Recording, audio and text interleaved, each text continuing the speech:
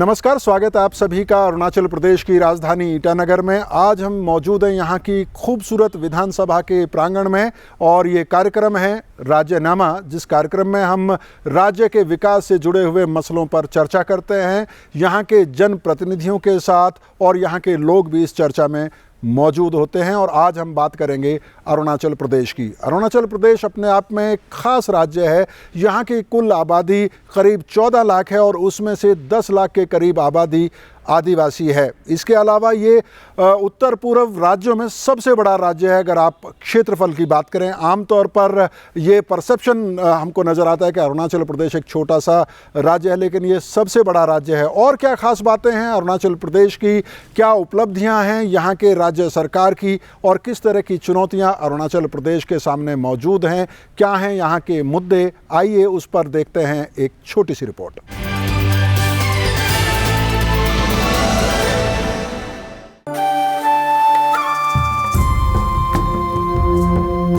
अरुणाचल प्रदेश को 20 जनवरी 1987 को राज्य का दर्जा मिला। 1972 से 1987 तक अरुणाचल प्रदेश केंद्र शासित क्षेत्र रहा और उससे पहले इस राज्य को नेफा यानी नॉर्थ ईस्टर्न फ्रंटियर एजेंसी के नाम से जाना जाता था। करीब 83,743 वर्ग किलोमीटर में फैला यह खूबसूरत राज्य क्षेत्रफल के हिसाब से उत्तर पूर्व भारत का सबसे बड़ा राज्य है। अरुणाचल प्रदेश की 3 देशों भूटान, म्यांमार और चीन के साथ सीमा लगती है। इन 3 देशों में चीन के साथ लगती सीमा 1000 किलोमीटर से भी ज्यादा है। राज्य में कुल 18 जिले हैं और 2011 की जनगणना के हिसाब से यहाँ की कुल आबादी है 13,83,727। अरुणाचल प्रदेश की आबादी का बड़ा हिस्सा आदिवासी लोगों का है। यहाँ कुल आबादी में से 10 लाख लोग आदिवासी हैं। राज्य में 21 बड़े आदिवासी समूह हैं और 100 से ज्यादा आदिवासी उपसमूह। कई मामलों में इन आदिवासी समुदायों में समानता दिखाई देती है, लेकिन कई मायनों में इन समुदायों में विविधता भी मिलती है।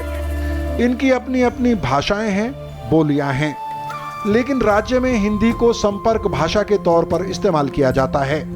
शहरों से लेकर दूर दराज के आदिवासी गांवों में लोग सहजता से हिंदी बोलते और समझते हैं। अरुणाचल प्रदेश को कुदरत ने सदा हरा भरा रहने का वरदान दिया है। यहाँ की पहाड़ी ढलानें हरे भरे जंगलों से ढकी हैं। इन जंगलों में कम से कम 5000 से ज्यादा प्रजातियों के पेड़ पौधे, 85 प्रजातियों के जानवर और 500 तरह के पक्षी मिलते हैं। अरुणाचल प्रदेश ऑर्किड के लिए मशहूर है। यहाँ ऑर्किड की करीब 600 प्रजातियां मिलती हैं।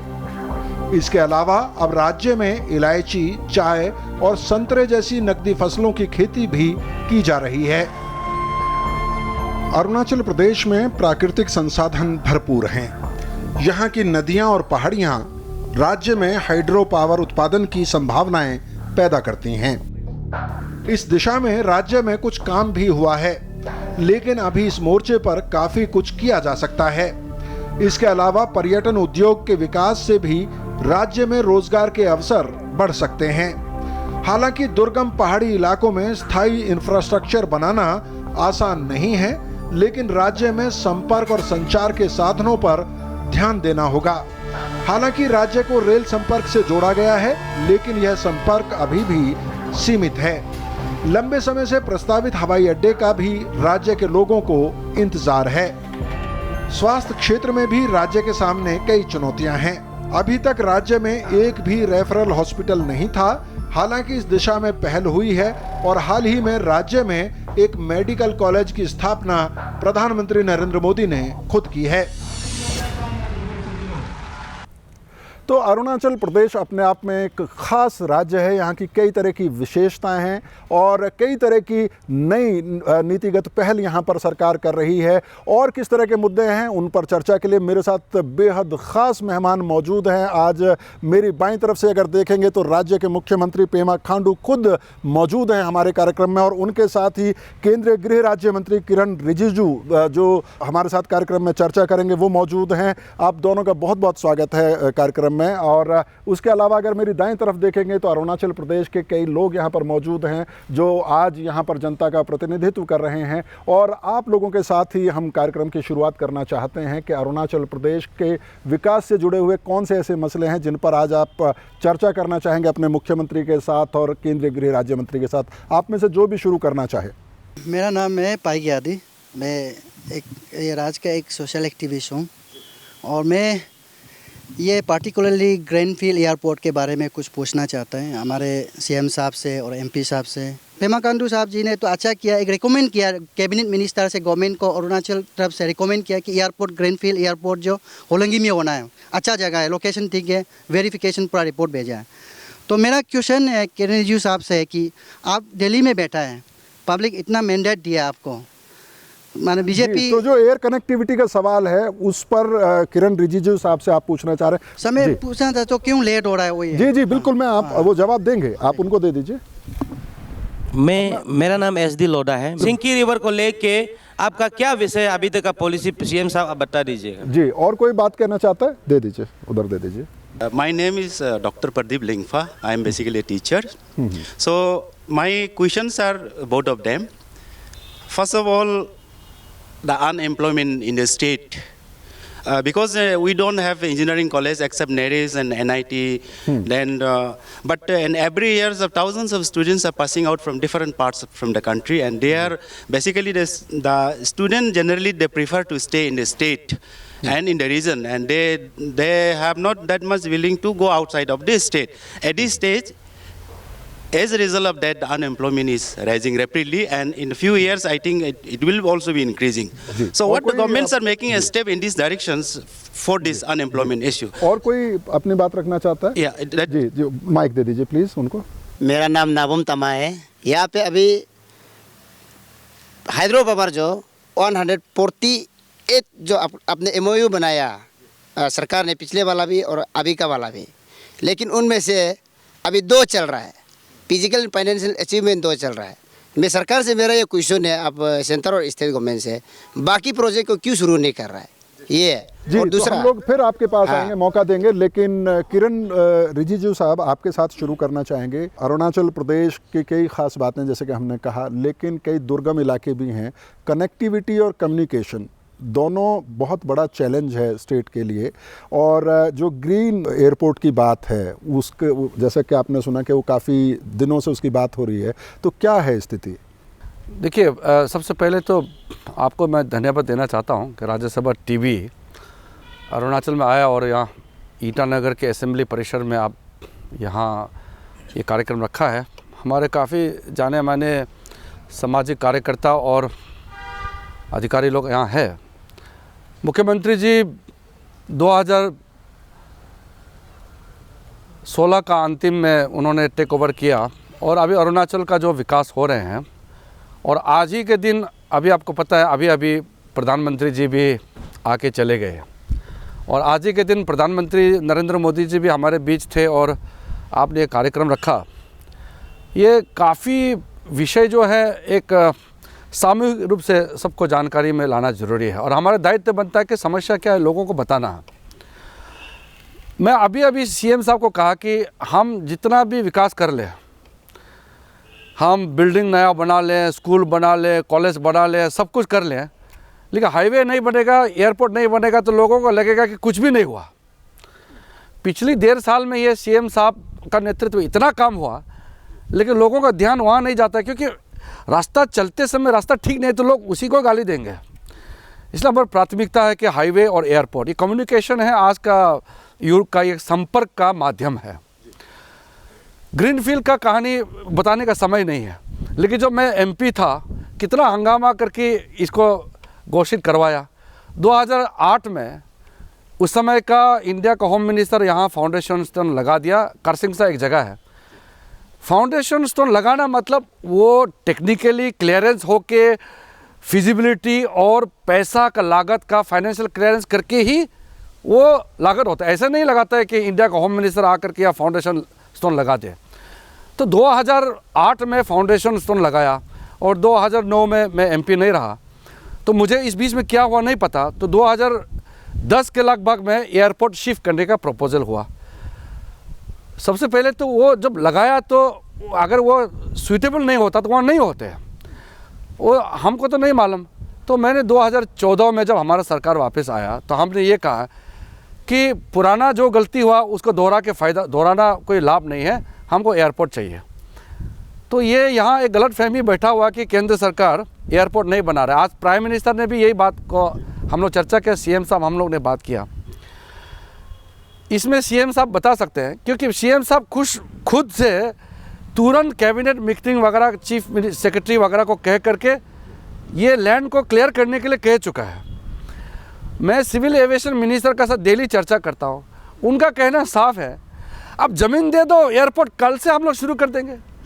देखिए केंद्र सरकार सबको मालूम होना चाहिए कि ज़मीन आप जब तक स्टेट नहीं देंगे जहाँ तक नहीं बना सकते, और एयरपोर्ट मामूली चीज़ नहीं है जी, वो क्लियर कट है। आप ज़मीन क्लियर कर दो, कल शुरू कर देंगे। पेमा खांडू साहब, जो एयरपोर्ट का सवाल है, एक तो वो कि उसकी ज़मीन मिलने में क्या परेशानियां हैं और राज्य सरकार उसके लिए क्या कोशिश कर रही है या कर सकती है, और दूसरा जो राज्य में जो कनेक्टिविटी का सवाल है, ख़ास तौर पर जो रूरल एरिया है अरुणाचल प्रदेश का, उसमें क्या स्थिति है और क्या योजना है राज्य सरकार की?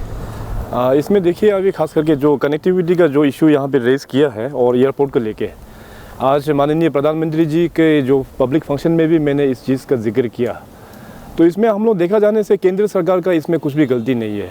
गलती है अपना राज्य सरकार का गलती था, अपना यहीं का लोगों का ही गलती था। जैसे थोड़ा देर पहले किरण जी ने भी जो बताया कि पिछले जो सरकार का टाइम में कोई बोलता है उसको करसिंगसा में बनाना है, कोई बोलता है इसमें होलोंगी में बनाना है। तो राज्य सरकार का भी अपना नीति क्लियर नहीं है कि बनाना कहाँ है जी। तो इन मीन टाइम जो मैं एज चीफ मिनिस्टर आया तो आने के बाद मैंने तुरंत इस सब्जेक्ट को लिया, कैबिनेट में चर्चा किया, इसका पूरा हिस्ट्री हमने देखा। तो मैंने फाइनली रियलाइज किया कि फाइनली जो एयरपोर्ट होता है ये काफ़ी टेक्निकल सब्जेक्ट है। तो टेक्निकल कमेटी इसमें क्या बोलता है, तो टेक्निकल कमेटी का मैं रिकमेंडेशन देखा तो उन लोगों का प्रायोरिटी था कि होलोंगी इज़ बेस्ट फिजिबल। जो दूसरा जो लोकेशन था वो करसिंगसा में, वो एयर स्ट्रिप भी छोटा होगा और वो बोइंग के लिए फिजिबल नहीं है, वो जो ATR के लिए फिजिबल है जी। तो हम सोचा कि जब स्टेट के लिए एयरपोर्ट जब बनाना ही है तो ऑफकोर्स हम लोग बोइंग के लिए बनाना है। तो मैंने कैबिनेट में सहमति लेके उसको रिकमेंड कर दिया कि होलोंगी में बनाना है।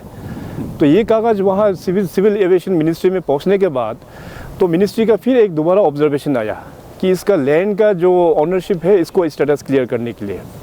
तो उस चीज़ को अभी मैंने एक कमेटी गठन किया है हमारा, जिसमें हमारा शहरी विकास मंत्री उसका चेयरमैनशिप में मैंने एक कमेटी गठन किया है और कमेटी ने भी शायद ग्राउंड वर्क पूरा ऑलमोस्ट ख़त्म कर दिया है। तो अगला शायद 1-2 कैबिनेट में ये मैटर आ जाएंगे। तो जैसे ये मैटर आ जाएंगे तो मैं आज ऑनरेबल प्राइम मिनिस्टर को भी वही रिक्वेस्ट किया कि हम लोग तुरंत यहाँ से भेज देंगे और दिल्ली में उसको तुरंत टेकअप कर दिया। जी, किरण रिजिजू साहब, अभी जब हमारे मेहमान यहाँ पर जो बोल रहे थे, स्किल डेवलपमेंट और एम्प्लॉयमेंट जनरेशन का एक बड़ा सवाल है। अगर अरुणाचल प्रदेश में हम देखें तो अभी भी 62% से ज़्यादा आबादी खेती किसानी से ही अपना गुजर बसर करती है। एक बड़ा चैलेंज है अरुणाचल प्रदेश में कि स्किल्ड लोग हों यहाँ पे और रोज़गार के अवसर हों। अरुणाचल प्रदेश की अपनी परिस्थितियाँ हैं, इतना आसान यहाँ पर कोई सस्टेनेबल इंफ्रास्ट्रक्चर पैदा करना बहुत आसान नहीं है, लेकिन उसके बावजूद जो जिम्मेदारी है यहाँ के नौजवानों को रोज़गार की या बेहतर शिक्षा की और ख़ास तौर पर स्किल डेवलपमेंट की, वो कैसे हासिल किया जाए? देखिए, कौशल विकास का आपने जैसे जिक्र किया जी। आज के ज़माने में कौशल विकास ही एकमात्र है जो आपको आगे का ज़िंदगी का रास्ता दिखाएगा। अब BA सर्टिफिकेट लेके कोई नौकरी मिलता नहीं है जी, MA सर्टिफिकेट लेके कोई नौकरी मिलता नहीं है। आप उस सर्टिफिकेट साथ साथ जिस पद के लिए आप जा रहे हैं उसके लिए या इंटरव्यू में पास करना पड़ेगा या आपका कोई डिप्लोमा या कोई स्किल सर्टिफिकेट जो जहाँ से आपको इंस्टीट्यूट से मिलता है वो होना पड़ेगा। सबको चाहिए। मैं मेरा ऑफिस में किसी को कंप्यूटर टाइपराइटर या कंप्यूटर ग्राफिक डिज़ाइनर, तो BA पास सिर्फ होने से नहीं होगा, मुझे वो डिज़ाइनर चाहिए। तो टेक्निकली आजकल लोग इक्विप होने के लिए स्किल्ड होना पड़ेगा। स्किल के लिए देखो अरुणाचल में एक चैलेंजेस है। पहले में हमारे लोग जो खेती बाड़ी करते हैं वो भी स्किल काम ही है। जी। खेती करना भी एक स्किल होना चाहिए, नहीं तो सब लोग खेत नहीं कर सकते। उस समय का खेती, हमारे जो पहाड़ों में खेती होता है वो एक सस्टेनेंस के लिए है, वो सब्सिस्टेंस फार्मिंग है जी, वो कोई कमर्शियल फार्मिंग नहीं है। तो आजकल खेती करके कोई जी नहीं सकता। खेती से खाना मिल जाएगा, कपड़ा नहीं मिलेगा, स्कूल पढ़ने के लिए बच्चों का खर्चा नहीं निकल सकता है, मेडिकल खर्चा नहीं निकल सकता है, गाड़ी नहीं खरीद सकते, उससे आप व्यवस्था नहीं कर सकते। तो इसलिए जो हमारा जोग्राफिक सिचुएशन है वो जगह ऐसा है जहाँ कॉमर्शियल आप फार्मिंग करके उससे आप ज़िंदगी नहीं व्यतीत कर सकता है, उससे आपसे जी सकता है बस।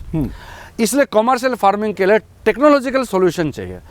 टेक्नोलॉजिकल सॉल्यूशन के लिए हमारे पास बहुत चीज़ करना बाकी है, जो एक पॉलिसी के तय पर हम लोग को कुछ करना होगा। सीएम साहब कह रहे हैं कि अभी आने वाला दिन में अलग अलग सेक्टर के लिए पॉलिसी लाएंगे जी। तो अभी जब तक खेती ठीक नहीं है, खेती तो जो गांव में रहता है जीने के लिए, सब्जी सुबह शाम खाने पीने के लिए खेती तो करता ही है जी। लाइफ चलाने के लिए और भी लोगों को चीज़ चाहिए, तो उसके लिए स्किल डेवलपमेंट के लिए काफ़ी कार्यक्रम शुरू किया। लेकिन स्किल कार्यक्रम शुरू करने के बाद भी उस स्किल को फिर एम्प्लॉयबिलिटी बनाने के लिए अपॉर्चुनिटी चाहिए। तो मैंने जहाँ भी मैं अरुणाचल में अपना क्षेत्र में जाता हूँ, लोगों को मैं कहता हूँ कि हमारे पास सब कुछ है, कुदरत का दिया हुआ काफ़ी साधन है, लेकिन हमारे पास कैपिटल नहीं है और हमारे पास टेक्नोलॉजी नहीं है। टेक्नोलॉजी बाहर से आना पड़ेगा, कैपिटल बाहर से आना पड़ेगा, पैसा और टेक्नोलॉजी। बाहर से कैपिटल और टेक्नोलॉजी आने के लिए हम उसके लिए क्या तैयार कर सकते हैं?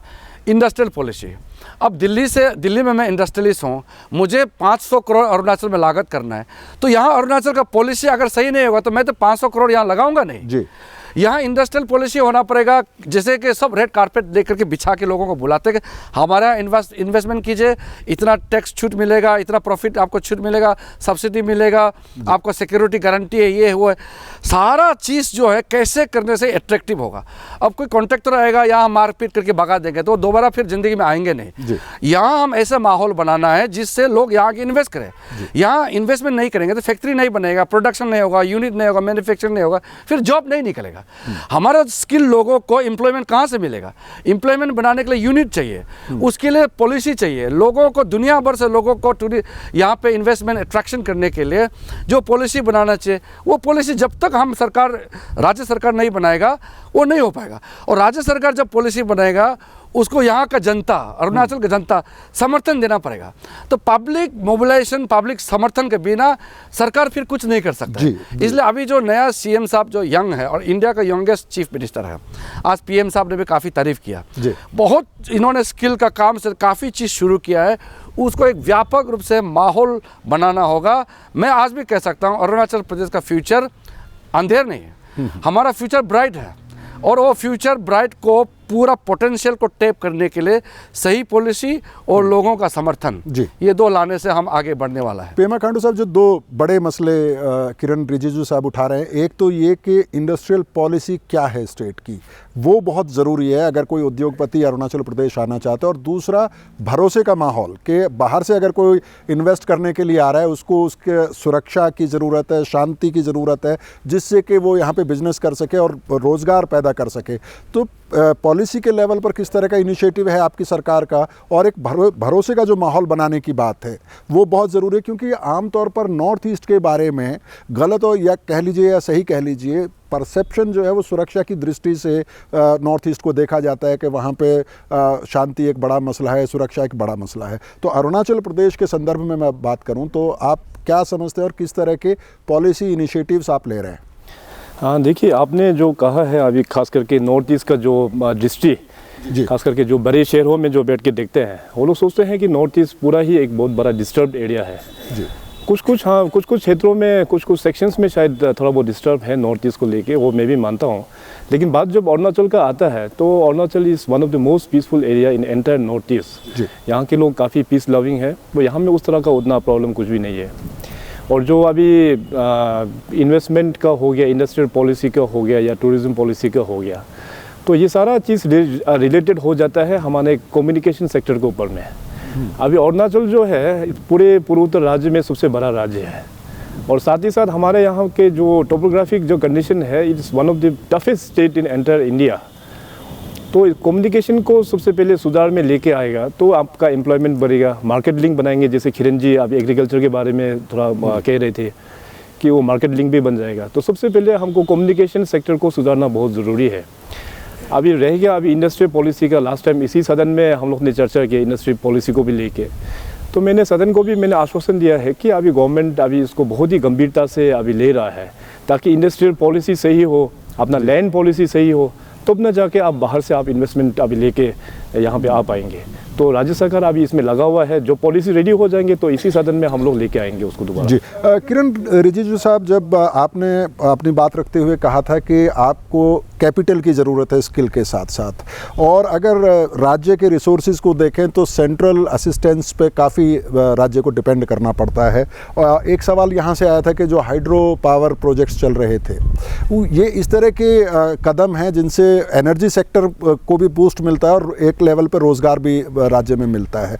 तो जो केंद्र की परियोजनाएं और ख़ासतौर पर हाइड्रो पावर के संदर्भ में जो सवाल पूछा है, अगर उस पर आप जवाब देना चाहें कि क्या कारण है। देखिए, हाइड्रो पावर मामला जो है टोटली मिसप्लेस्ड और मिसअंडरस्टूड सब्जेक्ट है जी। मैं शुरू से कहते आया हूँ कि मुझे बहुत बड़ा जो परियोजना है हाइड्रो पावर मेगा प्रोजेक्ट है, मैं उसका फेवर में नहीं था। छोटा छोटा हाइड्रो पावर प्रोजेक्ट है, मैं उसका फेवर में हूँ। हाँ, अगर कहीं स्ट्रेटेजिकली या कोई बड़ा नदी में एक दो बड़ा प्रोजेक्ट चाहिए तो वो एक दो हो सकता है। स्टेट में मेगा प्रोजेक्ट एक या दो हो सकता है, हर बेसिन में मेगा प्रोजेक्ट नहीं हो सकता है। लेकिन छोटा छोटा 50 मेगावाट के कैपेसिटी का 100, 200, 300 ये होना चाहिए। हमारे पास पहाड़ है, हमारे पास नदी है, हमारे पास जंगल ज़मीन है। हमारे पास आसाम वाला वो फ्लैट लैंड नहीं है जो यूपी में, बिहार में, बंगाल में ये नहीं है। तो जिसका जो परिस्थिति है उस परिस्थिति को उभर के आना पड़ेगा। अब हमारा लोग कहेंगे कि हमको भी असम जैसे इंडस्ट्री चाहिए, वो नहीं हो पाएगा क्योंकि कुदरत ने हमको पहाड़ी बनाया जहाँ कम्युनिकेशन बोतलनेक रह गए, क्योंकि प्राकृतिक का जो व्यवस्था है वो हमने रचना नहीं किया जी। तो इसमें जैसे कि मैं जब पार्लियामेंट अपोजिशन में था तो काफ़ी पार्लियामेंट्री कमिटीज़ में मैं गया, जैसे स्वीडन, नॉर्वे, इवन यहाँ भूटान को ले लीजिए, अपना पड़ोसी छोटा सा अरुणाचल का आधा साइज है भूटान जी। भूटान ने इतना सुंदर से अपना डेवलपमेंट मॉडल किया, उसको गहराई से देखने का आवश्यकता है। भूटान ने अपना हाइड्रो पावर पोटेंशियल को फुल एक्सप्लॉइट किया जी। लेकिन पर्यावरण इन्वायरमेंट का जो सेफ्टी है वो भी Bhutan one of the best है दुनिया में। इन्वायरमेंट का प्रोटेक्शन बेस्ट होते हुए भी अपना हाइड्रो पावर को इतना प्रोग्रेसिवली कैसे यूज़ किया जी। तो हमारा कुछ वामपंथी और कुछ माओइस्ट वाला कुछ लोगों ने लोगों को गुमराह कर दिया, हाइड्रो पावर नहीं बनाना है। तो आप हाइड्रो पावर नहीं स्टेशन नहीं बनाना है तो आप बिजली यूज़ नहीं करेगा क्या? हमारे यहाँ तो बाकी चीज़ तो हो नहीं सकता, हम थर्मल पावर स्टेशन नहीं लगा सकते। थर्मल से तो बहुत गंदा भी होता है, पोल्यूशन होता है। हाइड्रो पावर क्लीन है, लेकिन हाइड्रो पावर को उतना हम लोग जनरेट करना चाहिए जितना चाहिए, जितना हम लोग को रिसोर्स हम लोग का रेवेन्यू के लिए चाहिए। तो अरुणाचल में अगर 60,000 मेगावाट हाइड्रो पावर कैपेसिटी है तो हमको पूरा 60,000 को टैप करने का जरूरत नहीं, कम से कम 20,000 तो कर ले जी।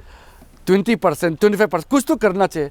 लेकिन एक किसी ने भड़का दिया कि हाइड्रो पावर नहीं होना चाहिए, तो बेचारा कंपनी आता है, लागत पैसा लेके आ, टेक्निकल वो सपोर्ट से आ जाते हैं, लेकिन आप प्रोटेस्ट करता है, नहीं लगा पाता है। तो मैं शुरू से क्लियर हूँ, बड़ा बड़ा पावर प्रोजेक्ट का हम लोग देख के करना चाहिए, लेकिन छोटा छोटा हाइड्रो पावर को समर्थन लोगों का मिलना चाहिए ताकि जल्दी हो जाए।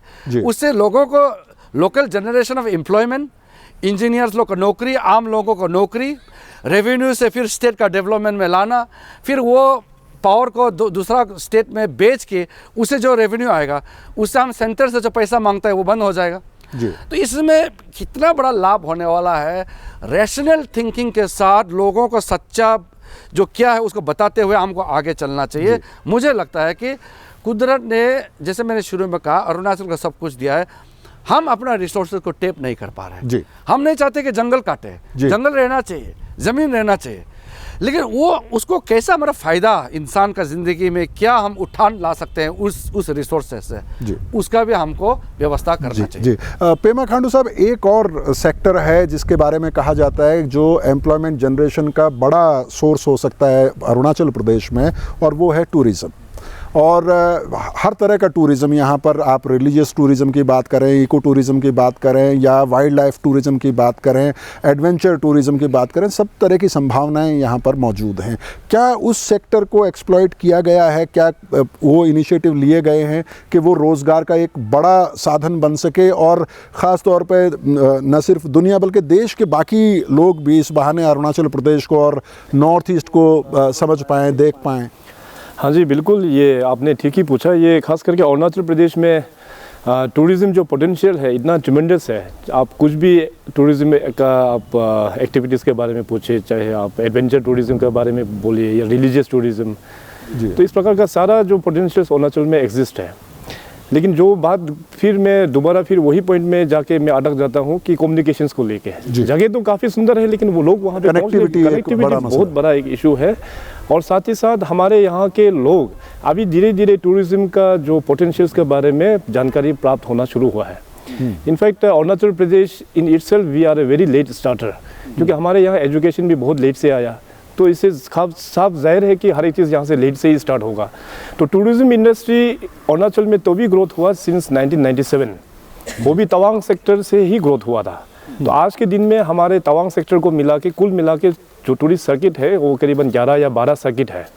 तो उस चीज़ को अभी गवर्नमेंट ऑफ इंडिया का सहयोग से अभी इंफ्रास्ट्रक्चर्स वगैरह काफ़ी सारा जगह में भी हम लोग ने बना दिया है। और अभी धीरे धीरे लोग भी अपने यहाँ यहीं के लोग, अपने यहीं का इंडिजिनियस अरुणाचली लोग भी टूरिज़्म सेक्टर में अभी इन्वेस्टमेंट कर रहा है। होम स्टेज वो लोग बना रहे हैं, होटल्स बना रहे हैं, रिजॉर्ट्स बना रहे हैं। तो उसी प्रकार से साल में जो टूरिस्ट का इन्फ्लो है वो भी ऑन एन एवरेज 10% का बढ़ोतरी हमेशा हर एक साल होते आ रहा है टूरिज़्म सेक्टर में। तो आने वाला दिनों में अभी हमारा टूरिज़्म पॉलिसी भी ऑलमोस्ट रेडी है, उसको लॉन्च करके इसके बाद गवर्नमेंट ऑफ अरुणाचल प्रदेश ने बहुत सारा टूरिज़्म स्कीम्स हम लोग ने लागू किया है। चीफ मिनिस्टर्स पर्यटन विकास योजना, इसके बाद दूसरा अभी मैंने रिसेंटली जो लॉन्च किया है दीनदयाल उपाध्याय स्वावलंबन योजना, जिसमें हम एजुकेटेड अनएम्प्लॉयड यूथ लोगों को टूरिज़्म सेक्टर में काम करने के लिए उसको 30% हम सब्सिडी देते हैं होम स्टेज बनाने के लिए, होटल्स बनाने के लिए। तो इस प्रकार से अभी धीरे धीरे एक्टिविटीज़ अभी लोगों में भी काफ़ी जागरूकता आया है। तो आने वाला दिनों में डेफिनेटली एक अच्छा एक माहौल बनेगा टूरिज़्म के लिए। जी, और एक बार फिर हम आप लोगों की तरफ आना चाहते हैं। आप में से कोई अपनी बात कहना? जी, अपना नाम मुझे बता दीजिएगा पहले। My name is Mipung Tadar and it's a very rare moment and an opportunity for us to meet the MOS and the Chief Minister of our state here. The state of Mizoram, Nagaland, they are in the 6th schedule. What about our state? Because our state, we might be having the inner line permit provision as per the old the rules that were made, the statutory provisions that were made by the Britishers, the Eastern Frontier Regulation and all that. But then that can be lifted anytime. But because it's a statutory provision, what is the government from your side, or even to our Chief Minister also, that we should be having that constitutional provision like the other states, other than northeastern states of our state. That way we are more protected, our rights, our indigenous people's rights, and our land, whatever that we have will be intact with us only. पीछे mic दे दीजिए वो एक minute. हाँ आप भी जी। मेरा question honourable chief minister से है। मेरा नाम है डॉक्टर विमन नाटुंग। मैं वॉलंटरी हेल्थ एसोसिएशन की ओर से मैं क्वेश्चन करना चाहूँगा। मेडिकल कॉलेज यहाँ अभी नया शुरू होने वाला है, और ये जो फाउंडेशन लेट डाउन किया था honourable home minister then deputy prime minister then year 2003 and 4 उस समय का है। पाचिंग कॉलोनी में फाउंडेशन लेट किया। पाचिंग कॉलोनी को अभी चलते फिरते अभी बहुत सालों के बाद में लैंड फ्री भी किया। तो मेडिकल कॉलेज वहाँ नहीं हो रहा है, यहाँ फिर हो रहा है। असेंबली के पूरा जितना डायरेक्टोरेट को तोड़ फोड़ करके अभी यहाँ होने वाला है। But there are no structures. This is how you are going to use that land and this medical college. How जी वो आपकी बात का जवाब देंगे, लेकिन आप पीछे माइक दे दीजिए। जी मेरा नाम विकास बागे है, मैं यूनिवर्सिटी से हूँ। जी सबसे पहले तो यूनिवर्सिटी के लिए एक क्वेश्चन है, वाई आरजीयू से एयू क्यों नहीं हो रहा है? सबसे पहले आप दोनों को समय क्यों लग रहा है? क्योंकि we want to go back to our originals.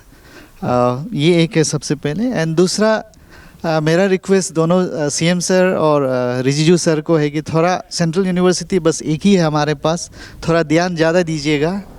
Then next question is it is regarding the recent conclave, the Dream Arunachal we had under the leadership of our Honorable Chief Minister. We had a very successful conclave. लेकिन मैं फिर से दोबारा आप लोगों को ये पूछना चाहूँगा कि डेवलपमेंट मैटर्स जो भी है रिलेटेड हमारा कंट्री में, सेंटर से फंडिंग सिर्फ हेड काउंट से ही होता है। लेकिन मेरा रिक्वेस्ट दरख्वास्त आप दोनों को यही होगा कि हेड काउंट्स में फंडिंग नहीं दे के टोपोग्राफिकल डिफ़िकल्टीज़ जहाँ पे काम फंड डालना ज़्यादा तकलीफ़ है काम करने के लिए, उसको बेसिस बना के अरुणाचल में फंडिंग होने से I feel that the real ethos and the aim of conclave Dream Arunachal 2027 can be successful. तो इसके चलते हुए आप दोनों क्या कहना चाहते हैं? और कोई जी संक्षेप में। आई एम रंजू दोदम, पत्रकार हूँ तो सवालें पूछने की आदत है, but I keep it short, I just ask 3 questions. हम पत्रकार अवॉइड करते हैं इस प्रोग्राम में। जी I just have 3 short questions. First is bouncing off what Kiran has said about hydropower potential. कि अगर 60,000 की potential है तो अगर 20 हार्नेस करने तो उसमें कुछ बुराई नहीं है, but as per the valid MOUs that are there currently, which is 142, there were more than 160, but right now after the cancellation there are 142 MOUs which want to harness a potential of 44,000. I don't support that. 829. Okay. So that's one question already answered. The 2 other questions that I had, one was regarding the refugee policy of the center. The center wants to give refuge to Hindu, Buddhist, Jain, Sikh and other religious minority refugees from countries of Bangladesh, Pakistan, Afghanistan and other neighboring countries. How do you reconcile that with the Chakmas and Hajongs, who are also refugees, who happen to be Buddhists and Hindus, who want and are asking for citizenship in Arunachal? मैं आप लोगों के पास फिर आएंगे, लेकिन रिजिजू साहब आप ही से शुरू करेंगे। कई सारे सवाल आए हैं आपके सामने, यूनिवर्सिटी से जुड़े हुए सवाल हैं। मैडम ने एक सवाल पूछा जो कॉन्स्टिट्यूशनल स्टेटस की बात है, तो जो भी मैं सबसे पहले तो यूनिवर्सिटी वालों को मैं बताता हूँ, यूनिवर्सिटी का तो हमारे लिए कॉम्प्लिकेशन नहीं है। 2006 और 7 में अरुणाचल असेंबली ने मूव किया था कि अरुणाचल यूनिवर्सिटी अच्छा खासा चल रहा था, उसको राजीव गांधी यूनिवर्सिटी नाम देने के लिए रिकमेंड करके भेज दिया असेंबली ने। मैं उस समय MP था, मैंने बोला क्या जरूरत है नया यूनिवर्सिटी बनाना, तो नया बनाओ ना, आप राजीव गांधी जी का नाम, इंदिरा गांधी जी की, जिसका भी नाम देना आप कांग्रेस पार्टी देते ही हैं तो बना लीजिए, लेकिन जो एग्जिस्टिंग अरुणाचल स्टेट का नाम से यूनिवर्सिटी बना हुआ है उसका आप क्यों गला घोट के मार रहे हो? माना ने वो बुलडोज किया, असेंबली पार्लियामेंट में बहुत हंगामा हुआ, मैंने वहाँ अमेंडमेंट दिया, अपोज किया, लेकिन उस समय जो मेजोरिटी सरकार था उन्होंने बिल पास करवाया, तो उसमें मुझे दुखित हुआ क्योंकि 22 साल हो गया था उसमें, अरुणाचल यूनिवर्सिटी 22 ईयर्स हो गया था, तो उसके बाद सडनली नाम चेंज हुआ। तो अभी ये तो देखिए ऐसा इशू है कि अगर सब चाहेगा यूनिवर्सिटी वाला, राज्य सरकार, केंद्र सरकार, वो कर सकता है, लेकिन मैं अपना हिसाब से कुछ बोलेगा तो कंट्रोवर्सी हो जाएगा। लेकिन मैं तो नाम चेंज का उस समय सहमत नहीं था, अरुणाचल यूनिवर्सिटी ही सही था, बाकी जितना भी बना लें वो सरकार चाहे बना सकते हैं जी। दूसरा जो अरुणाचल का कॉन्स्टिट्यूशनल स्टेटस है जी, देखिए नॉर्थ ईस्ट में 8 स्टेट है, 8 में असम और त्रिपुरा, मिजोरम, मेघालय, 4 स्टेट का पास 6 शेड्यूल है, सिक्किम, अरुणाचल, नागालैंड, मणिपुर के पास 6 शेड्यूल नहीं है जी। 6 शेड्यूल नहीं होने से भी मणिपुर में ऑटोनोमस काउंसिल है, but that is under 5th schedule, तो वो स्टेट गवर्नमेंट ने बनाया। असम में भी कुछ काउंसिल है जो 6 शेड्यूल में है, दिमासा है, कार्बी है, बोरो टेरिटोरियल काउंसिल है, ये 6 शेड्यूल में है, मिसिंग है, राबा है, टिवा है, ये सब जो है 5th शेड्यूल में है। जो सिर्फ 5th शेड्यूल में होता है उसको ऑटोनोमस वो ग्रांट वगैरह फंड नहीं आता है। 6th शेड्यूल में जो होता है वो सेंट्रल होम मिनिस्ट्री के माध्यम से उसका कुछ ग्रांट आता है सेपरेटली, थ्रू स्टेट गवर्नमेंट ही होता है। अब अरुणाचल प्रदेश जो है पूरा ट्राइबल स्टेट है जी, 6 शेड्यूल नॉर्मली जहाँ नॉन ट्राइबल मेजोरिटी है, ट्राइबल को प्रोटेक्ट करने के लिए 6 शेड्यूल बनाया जाता है। लेकिन इसमें एक्सेप्शन है, क्योंकि मेघालय जो है पूरा ट्राइबल स्टेट है, लेकिन पूरा मेघालय 6 शेड्यूल है जी।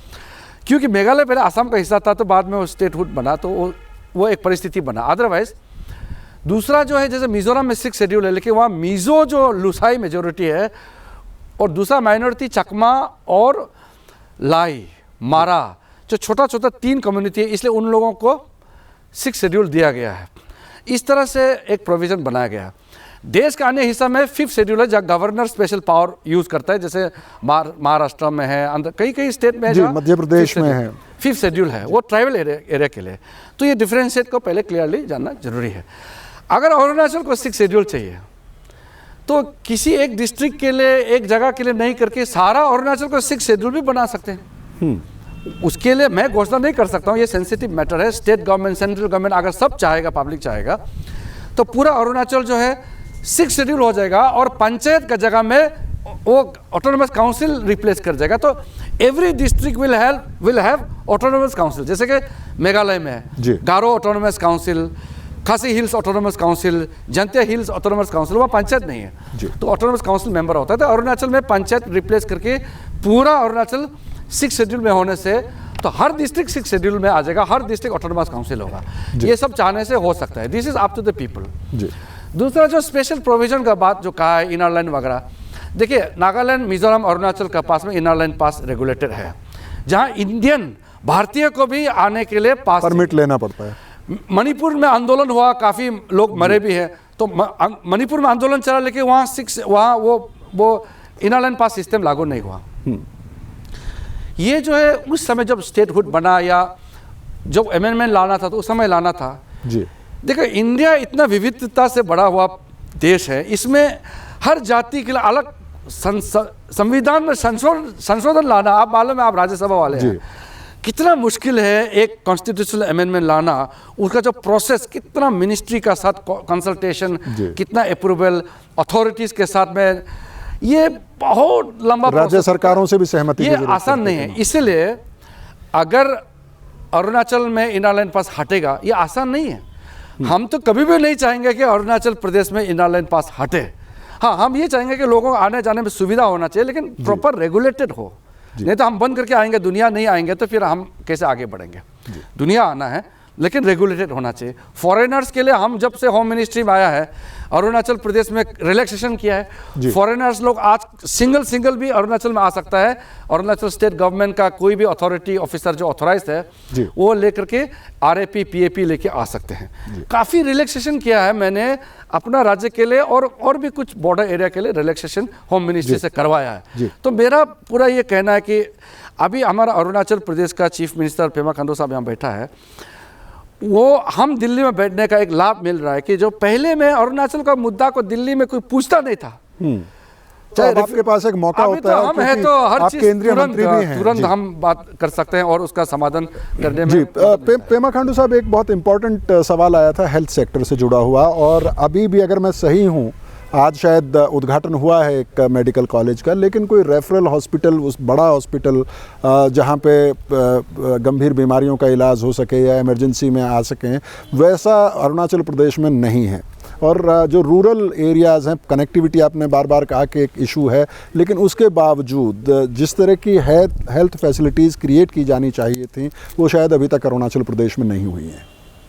हाँ, पहले मैं ये डॉक्टर साहब ने जो सवाल उठाया था उसमें मैं पहले जाना चाहूँगा। जैसे वहाँ पे जो उनका ये फाउंडेशन स्टोन जो LK आडवाणी साहब ने लगाया था, वो सही बोला, शायद वो पचिन कॉलोनी में लगाया था। लेकिन अभी जो मेडिकल कॉलेज जहाँ पे घोषित हुआ है, वो तो अपना जहाँ पे जनरल मेडिकल वहाँ पे हॉस्पिटल है, वही कॉम्प्लेक्स में ही उसको अभी इंफ्रास्ट्रक्चर्स वहाँ पे हो गया, तो और वहीं वहाँ पे घोषित ये हो गया।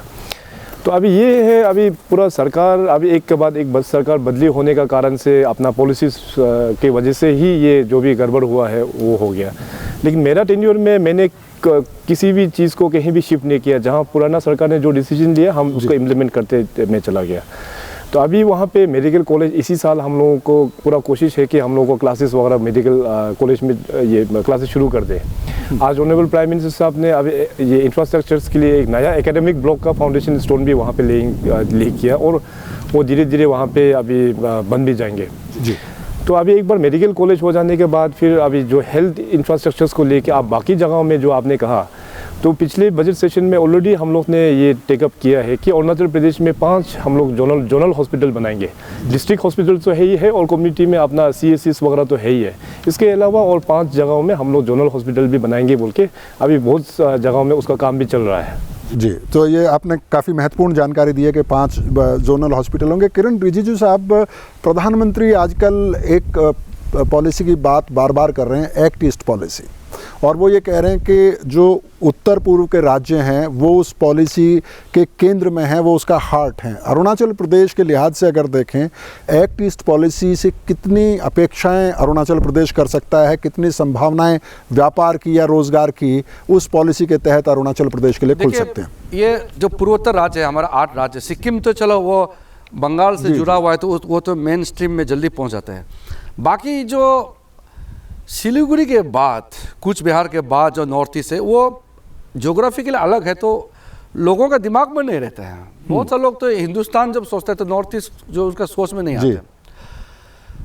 तो प्रधानमंत्री ने ये कहा, जब वो पहले बार प्रधानमंत्री बना 2014 में, तो हम लोग का मंत्रिमंडल बैठक हुआ, तो उन्होंने पहले ही बैठक में कहा कि देखो हमारा फोकस नॉर्थ ईस्ट और ईस्ट इंडिया रहेगा, क्योंकि नॉर्थ ईस्ट और इंडिया अगर डेवलप नहीं होगा, ईस्ट इंडिया और नॉर्थ ईस्ट, तो बाकी इंडिया प्रोग्रेस का कोई मतलब ही नहीं है जी। और नॉर्थ ईस्ट में पोटेंशियल बहुत है, लेकिन सरकारी जो फोकस होना चाहिए वो नहीं था। तो पुराने समय में 1991 में लुक ईस्ट पॉलिसी जो बनाया था नरसिम्हा राव सरकार ने, वो एक्शन में बदला नहीं है। तो प्रधानमंत्री ने वो लुक ईस्ट पॉलिसी को एक्शन में बदला है, उसको एक्ट ईस्ट पॉलिसी का नाम दिया जी। मुख्य कारण ये है कि भारत एक एशियाई देश है और भारत का फ्यूचर एशिया में जुड़ा हुआ है, और एशिया का ताकत east Asia, south east Asia में है। चाइना, जापान, कोरिया, ताइवान, और नीचे में साउथ ईस्ट एशिया जो हमारा पड़ोसी है, Myanmar, Thailand, Cambodia, Laos, Vietnam, ये सारा जो देश है, मलेशिया, इंडोनेशिया तक भी हमारा कनेक्ट है। तो इसको नॉर्थ ईस्ट के साथ कैसे जोड़ना है, चाहे वो सड़क से हो, चाहे विमान से हो, चाहे ट्रेड, कॉमर्स, कल्चरल जो भी हो, इसको जोड़ने के लिए प्रधानमंत्री ने जो घोषणा किया, अब इसमें तेजी से काम हो रहा है। अभी जैसे मोरे का जो इंटीग्रेटेड चेक पोस्ट है, वो अभी 2-3 महीने में ख़त्म हो जाएंगे। मैंने जाकर के वहाँ अगरतला वाला का इनॉग्रेशन करवाया था जी। वैसे हमारा अरुणाचल से म्यांमार का साथ लगा हुआ है जी। जब साउथ ईस्ट एशिया का साथ इंडिया का रिश्ता मजबूत होगा तो वो नॉर्थ ईस्ट इंडिया से ही होगा। तो जब हमारा बॉर्डर किसी देश से सटा हुआ है, तो उस बॉर्डर इलाका में अगर गतिविधि नहीं होगा तो दिल्ली तो दूर है जी। मान लो हमारा अरुणाचल में बॉर्डर में कोई बैठा हुआ है, दिल्ली में कुछ गतिविधि होता है तो उसका लाइफ में फ़र्क नहीं पड़ता है, उसका तभी फ़र्क पड़ता है जब उस इलाका में कुछ गतिविधि होगा जी। इसलिए खास करके जो ये जो अरुणाचल, नागालैंड, मणिपुर, मिज़ोरम, ये जो म्यांमार से जुड़ा हुआ जो जितना प्रदेश है, इसका बहुत लाभ मिलने वाला है। प्लस जो फार ईस्ट है जी, उनका भी कंसंट्रेशन ये लुक ईस्ट पॉलिसी में सिर्फ भारत सरकार का ही ध्यान नहीं, पड़ोसी देशों का भी ध्यान हमारा राज्य पर केंद्रित होना चाहिए, हमारा इस पूर्वोत्तर राज्यों पर केंद्रित होना चाहिए। इसलिए ये लुक ईस्ट पॉलिसी को एक्ट ईस्ट पॉलिसी में बदला। इसका नतीजा मैं मानता हूँ कि भाई हमारा 3.5 साल हो गए सरकार, कुछ बुनियादी बदलाव लाए हैं, क्योंकि ये ऐसा चीज़ है उसका परिणाम तुरंत नहीं आता है जी। ये लॉन्ग टर्म है, स्ट्रेटेजिक है। इसलिए मुझे लगता है कि आने वाला 3 और 5-6 साल के अंदर में बहुत सा चीज़ सामने में दिखाई देने लगेगा जी। पेमा खांडू साहब, आपसे मैं पूछना चाहूँगा कि क्योंकि कम से कम 12 ज़िले ऐसे हैं अरुणाचल प्रदेश के जो इंटरनेशनल बॉर्डर टच करते हैं, चाहे वो चीन के साथ हो, भूटान के साथ हो या बर्मा के साथ हो, उससे कई तरह के एडवांटेज भी हैं तो डिसएडवांटेज भी होते हैं। और किरण रिजिजू साहब के मंत्रालय से जुड़ा हुआ मामला है कि जो बॉर्डर एरियाज़ डेवलपमेंट प्रोग्राम होता है, मैं अपने जब अरुणाचल प्रदेश के बारे में पढ़ रहा था मुद्दों के बारे में, तो एक स्टेट की शायद रिपोर्ट है अरुणाचल प्रदेश के बारे में कि उसमें फेयर डील अरुणाचल प्रदेश को नहीं मिलता है। क्या ये बात सही है? हाँ, इसमें खास करके देखिए ये BADB के माध्यम से कुछ तो मदद मिलता है हम लोगों को केंद्र सरकार से, और कुल मिला के इन 12 जिलों में जो बॉर्डर डिस्ट्रिक्ट कहते हैं हम जी, उसमें कुल मिला कर अगर ब्लॉक वाइज देखा जाए तो करीबन 45-45 ब्लॉक्स हैं हमारे पास, बॉर्डर ब्लॉक्स। तो साल में जो होम मिनिस्ट्री की मदद के कारण से जो पैकेजेस वगैरह हम लोग बनाते हैं छोटे छोटे जो विलेज लेवल में जो बेसिक इंफ्रास्ट्रक्चर या नीड को लेके, हाँ, तो ज़रूर इसमें कुछ कभी साल में कुछ एलोकेशंस जो होता है वो पूरा एलोकेशंस नहीं आता है। तो इसमें केवल केंद्र सरकार का ही गलती नहीं बल्कि राज्य सरकार का भी गलती है उसमें जो ऑफिशियल्स लोग जो इन्वॉल्व है, क्योंकि केंद्र सरकार तो आपको तभी फंड रिलीज़ करेगा जब आप यूटिलाइजेशन सर्टिफिकेट सही वक्त में आप जब पहुंचा पाएगा। तो शायद जहां पे फंड नहीं आया है शायद वो यूटिलाइजेशन सर्टिफिकेट वो टाइमली शायद नहीं पहुंचा होगा, उसका कारण से शायद वो फंड। लेकिन रिजिजू साहब, आपका अपना मंत्रालय, आप दिल्ली में बैठे हैं, केंद्रीय मंत्री हैं, आपका राज्य है, तो ऐसा कैसे हो जाता है कि अरुणाचल प्रदेश को फेयर डील नहीं? लास्ट टाइम कुछ एक्स्ट्रा फंड हमारे पास होम मिनिस्ट्री में था जी। हम सीएम साहब से बात किया, फिर सीएम साहब ने चीफ सेक्रेटरी और नीचे सारा डीसी को भी खबर किया कि फंड यूटिलाइजेशन जल्दी भेजो जी। क्या है कि लोकल आपस में कभी केस हो जाता है, एक ने केस दे देता है तो वो कोर्ट में पेंडिंग रहता है तो एग्जीक्यूशन होता नहीं, उसमें सीएम सरकार कुछ नहीं कर सकता। कि इसलिए मैंने कहा ना, जन समर्थन चाहिए किसी भी योजना को लगाने के लिए जी। मैं बहुत ज़्यादा क्लेम नहीं करता क्योंकि मेरा अपना प्रदेश है, क्योंकि वो बदनाम भी हो सकता है कि मैं अनफेयरली अपना स्टेट के लिए काम कर रहा हूँ जी। लेकिन अभी मैंने सीएम साहब उस दिन बात किया, अभी हर ब्लॉक में एक गांव फिर पिकअप किया, हर ब्लॉक, जैसे लुमला से एक गांव, तवांग से एक गांव, मुक्तो से एक गांव, नफरा से एक गांव, लादा से एक गांव, चाइंग ताजो से एक गांव, सरली से एक गांव, उधर ये दामिन से एक गांव, तकसिंग एरिया, इस तरह से हर एक ब्लॉक से एक गांव पिकअप किया। आज ही मैं चीफ सेक्रेटरी को बोला आप 20 तारीख से पहले नाम भेजो, ये स्पेशल ग्रांट है और 8-9 करोड़ मिलने वाला है एक गांव को जी। इस तरह की चीज़ पहले आप सोच भी नहीं सकते, ये कल्पना नहीं कर सकते आज से 3-4 साल पहले कि ऐसा भी स्पेशल पैकेज मिलता है। ऐसा मिल रहा है, प्लस जो नॉर्मल BADP एलोकेशन वो तो जा ही रहा है, लेकिन हम मंत्री है बल्कि नियम कानून को तो हम दरकिनार नहीं कर सकते ना, आपको यूसी तो देना पड़ेगा, खर्चा कैसे क्या दिखाना पड़ेगा। तो इस तरह से एक्स्ट्रा बहुत मदद मिल रहा है। अभी खास करके पिछले 1.5 साल से बहुत तेज़ी से आगे अरुणाचल का काम बढ़ा है। मैं इसलिए कह रहा हूँ, मैं दावा कर सकता हूँ जी कि 2019 आते आते काफ़ी चीज़ें जो है हमने फाउंडेशन लगाया ये देखने को मिलेंगे। और अभी 2 गांव, ये एक सिंगवीर गांव है मेचुका में जी, और एक गांव है गेलिंग, ये अपर सियांग में जी, इंक्योंग से भी आगे है। अभी जो चाइना का साथ जो थोड़ा प्रॉब्लम हुआ था, 8-9 करोड़ का अभी फंड देने जा रहा है। मैं डेट निकाल रहा हूँ जाके फाउंडेशन लगाने के लिए। आप सोच सकते हैं कि एक गांव इतना बॉर्डर में 6-7-8 करोड़ एक साथ मिलने जा रहा है। स्कूल नहीं, और बहुत अच्छी बात है कि आप केंद्रीय मंत्री हैं, लेकिन यहाँ पर सारे ब्लॉक्स और गांवों के नाम जिस तरह से आपको याद हैं, ज़बानी आप जिस तरह से कह रहे हैं, तो निश्चित तौर पर आप ज़रूर ज़मीन से जुड़े हुए हैं, ये एक संकेत मिलता है। बहुत संक्षेप में अगर कोई 1-2 लोग सवाल करना चाहें, क्योंकि कार्यक्रम का समय खत्म हो रहा है। जी जी, एक मिनट जी, मैं आ रहा हूँ, 1 मिनट आ रहा हूँ आपके पास। जी आप जी, मैं आपका सीएम साहब से आपका, लेकिन उनका एक सवाल जो था एनवायरनमेंट और वो जी रेफ्यूजी को मैं बता देता हूँ जी। रेफ्यूजी का देखो लंबा इशू बहुत बड़ा है, लेकिन मैं छोटा सा बोलूँगा जी। हमारा केंद्र सरकार का पॉलिसी क्लियर है कि हम इंडिजिनियस राइट्स को डाइल्यूट करने नहीं देंगे।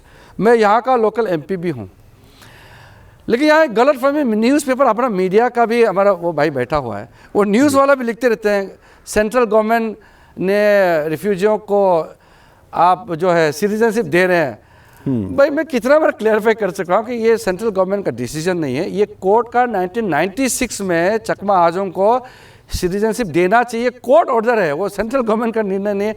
बहुत सारे लोग मालूम नहीं है, बार सेंट्रल गवर्नमेंट का लिखते रहते हैं, मेरे पास भी आता है। मैं बुलाया कि कोर्ट का डिसीजन है, कोर्ट का ऑर्डर है। फिर 2015 में फिर सुप्रीम कोर्ट ने कहा कि 3 महीने के अंदर में सिटीजनशिप देना ही है जी।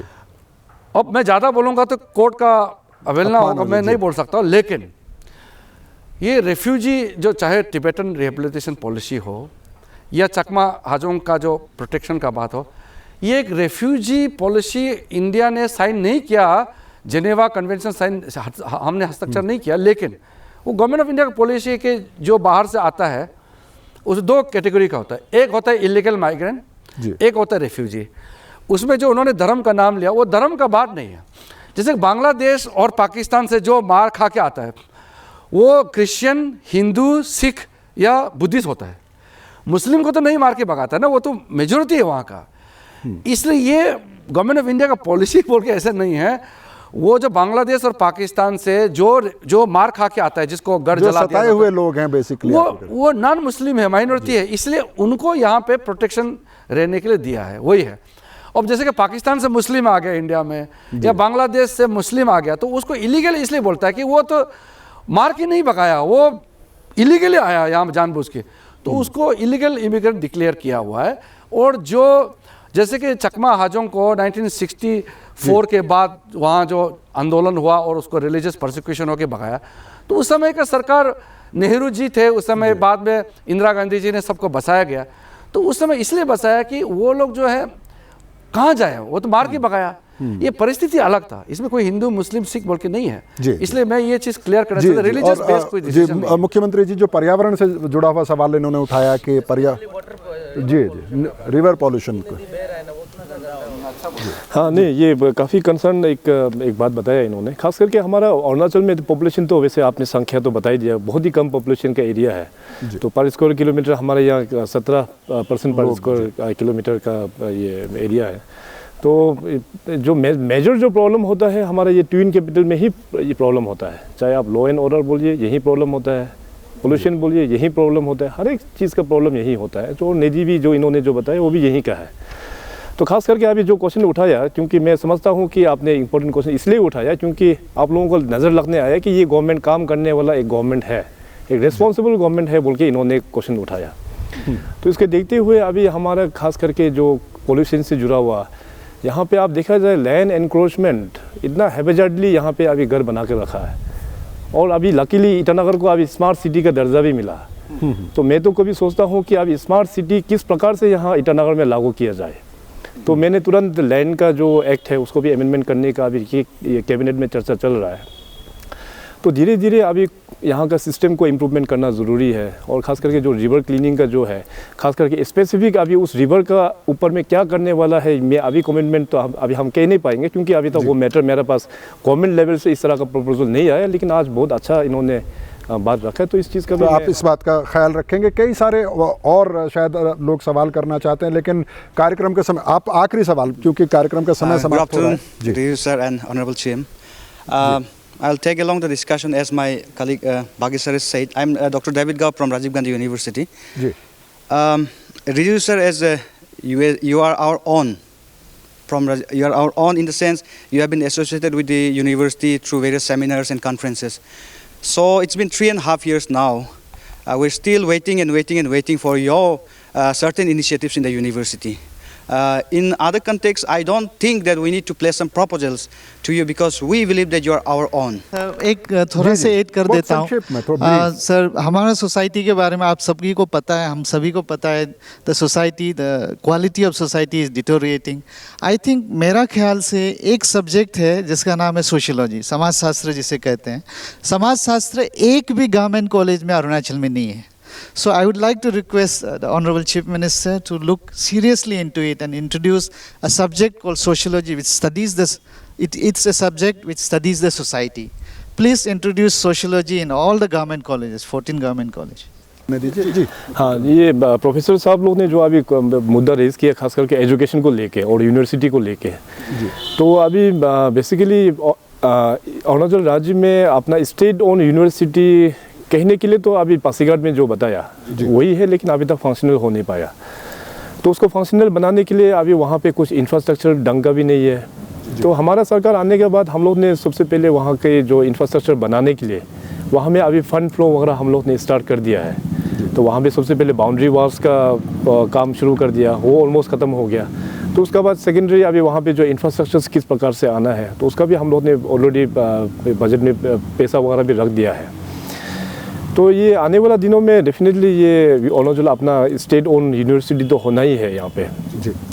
और साथ साथ अभी ये दूसरा प्रोफेसर साहब ने जो उठाया कि सोशोलॉजी को भी एक पार्ट, एक स्ट्रीम होना चाहिए, तो इसका मेरा पास कोई स्टूडेंट्स ने मेमोरेंडम भी दिया था, तो मैं ऑलरेडी उसको डिपार्टमेंट में लिखा हूँ कि इसको प्रोसेस कर देने के लिए।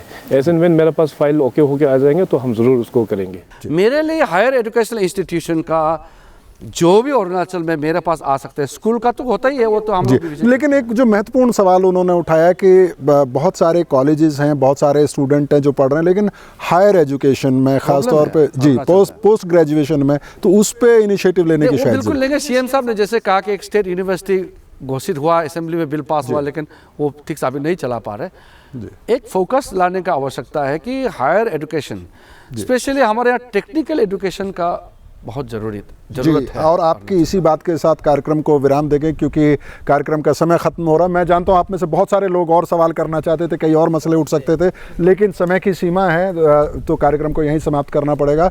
तो आज अरुणाचल प्रदेश से जुड़े हुए हमने कई मसले यहाँ के लोगों ने जो उठाने चाहे वो भी उठाए, और जो हमारे मन में आए वो सवाल भी हम आज के कार्यक्रम में रख पाए। और ऐसा बहुत कम होता है जब केंद्रीय मंत्री और मुख्यमंत्री कार्यक्रम में आके सीधे लोगों के जवाब दें।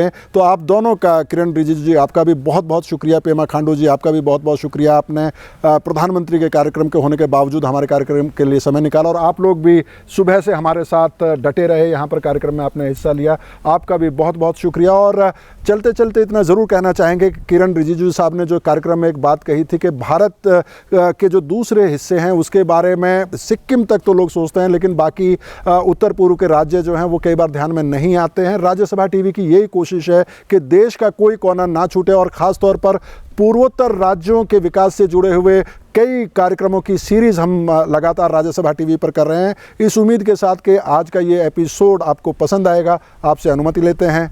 नमस्कार।